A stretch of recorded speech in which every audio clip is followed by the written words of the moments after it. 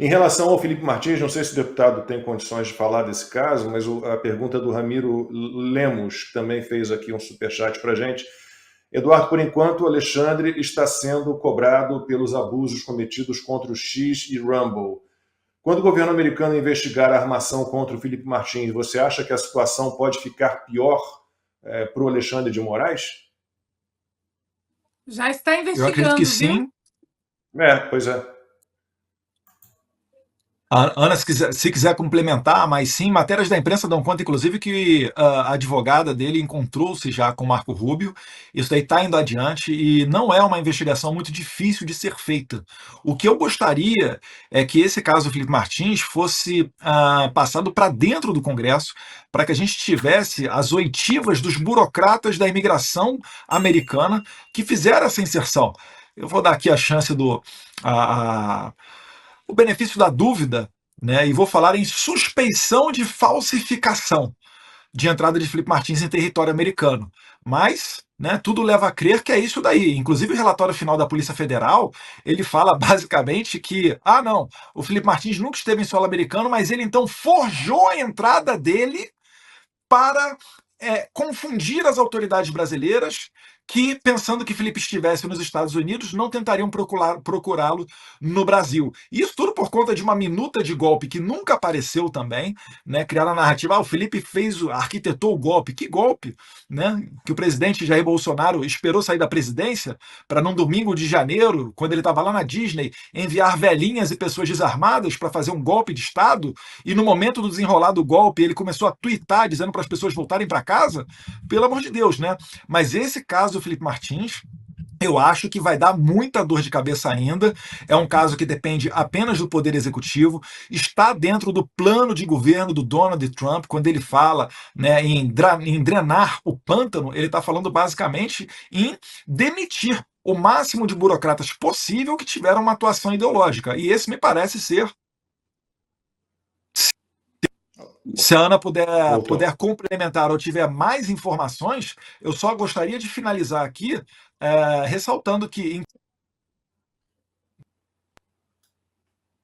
Só queria finalizar aqui falando que estão me ligando aqui, que enquanto Felipe Martins estava preso, Alexandre de Moraes ofereceu para ele, né, um documento para ele assinar para ter acesso a todos os dados migratórios do Felipe Martins nos Estados Unidos. Se o Felipe Martins assinasse esse acordo, né, essa quase delação premiada, vamos assim dizer, né, para permitir o acesso a esses dados migratórios dele nos Estados Unidos, a resposta americana, naquele momento, seria de que sim, ele deu entrada no aeroporto de Orlando, porque é a inserção falsa que estava constando lá. Então, Felipe Martins ele não assinou, graças a Deus, esse papel. Depois o Alexandre de Moraes viu-se ali pressionado a liberá-lo, porque é uma prisão preventiva que já passou dos 6 meses de prisão. E agora a gente está tratando desse negócio dentro da esfera aqui dos Estados Unidos.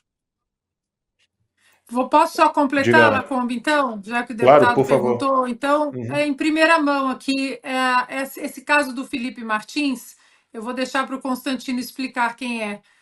Esse caso do Felipe Martins já está chegando na mesa do Tom Homan, o Bordazar. Está chegando ali. Explica. Ele tem a carinha boa. Eduardo e eu estávamos no CIPEC e acompanhamos o discurso do Tom Homan. Digamos que ele é um terror. Começa o discurso, ele é um terror. Eu vou dizer. Da imprensa junto com os imigrantes ilegais. Pois é, a informação que eu tenho, que todo esse material está chegando na mesa dele. Vai cair Fábio Schor e todos os agentes federais. Pode anotar. Né? Pode anotar. Olha, em como é que ele começou o discurso dele? Consta. Como é que ele começou o discurso dele no CIPEC? Ele entrou no palco e falou assim: eu não me importa a mínima se vocês gostam de mim ou não gostam. Eu não estou nem aí para isso. Mas ele já deu várias entrevistas com esse mesmo tom. Ele fala o seguinte: eu estou aqui para cumprir uma missão e fazer valer a lei, enforce the law. Né? As pessoas esquecem o que quer dizer as palavras, as expressões nos Estados Unidos. Né? Law enforcement. Ele está aqui para fazer valer a lei. Então ele não quer saber de choradeira, de imprensa, de militante, ele vai botar para quebrar. E tem um amigo meu que, num grupo de debate e tudo, até com alguns mais acadêmicos, tem alguns liberais mais limpinhos, mas é engraçado que é o seguinte, acabou a palhaçada. Eu acho que essa expressão resume bem o que aconteceu com os Estados Unidos com essa volta do Donald Trump e essa equipe diferente, que não tem muito a ver com a de 2016, que aprendeu algumas lições, que não tem mais influência do GOP, né, do Great Old Party, o Grand Old Party, que tinha ali os republicanos mais Rhino, Republican in name only. É um pessoal que sabe que o mandato do Trump é esse. O Kash Patel no FBI, por exemplo, meu Deus, também é o terror desse pessoal. O terror. Porque eles entenderam que eles têm que fazer valer as regras do jogo. Doe a quem doer. E vai doer em muita gente. Mandar um abraço também para o Paulo Figueiredo, que está nos assistindo. Lançou uma enquete aí, deputado, no Twitter dele, no X dele. Se você deveria ou não voltar para o Brasil com os riscos que se envolvem. Mas deixa o deputado pensar com calma, porque a gente sabe que isso não é uma decisão fácil, porque o Brasil não é mais uma democracia. Alguém aqui no chat perguntando, um abraço para o Paulo querido, mas alguém aqui no chat perguntando, e o Daniel Silveira? Sim, tem material do Daniel Silveira também nesses arquivos que eu mando. Também tem, e com muitos documentos fornecidos pelo Dr. Paulo Faria. E é impressionante como... Bom, é sempre assim, né? Você mentir... Você pode mentir, mas manter uma mentira é algo muito difícil, né? Manter uma mentira por muito tempo é algo muito complicado. O Augusto fala, né, que a verdade desmaia, mas não morre. Não, porque a gente vai ter que saber, vamos descobrir quem colocou o nome do Felipe Martins no sistema, como se ele tivesse entrado nos Estados Unidos, o que acabou gerando... Claro, é a mesma história com todos, né? Já tinham a intenção de prendê-lo de alguma forma, mas encontraram um subterfúgio, aí, uma artimanha, né?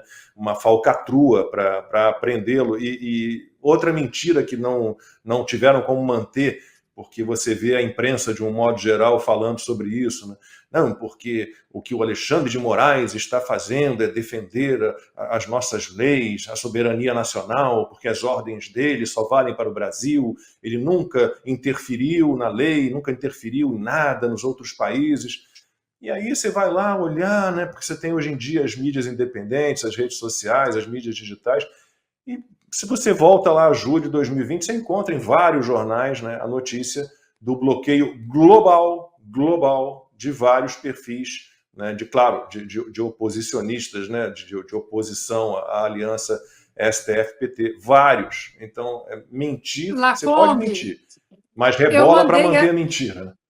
Eu mandei essa semana para o Alan dos Santos, eu mandei para ele, eu não tenho acesso aqui nos Estados Unidos, o meu Instagram tem data e certidão de nascimento aqui nos Estados Unidos, ou seja, é um Instagram americano.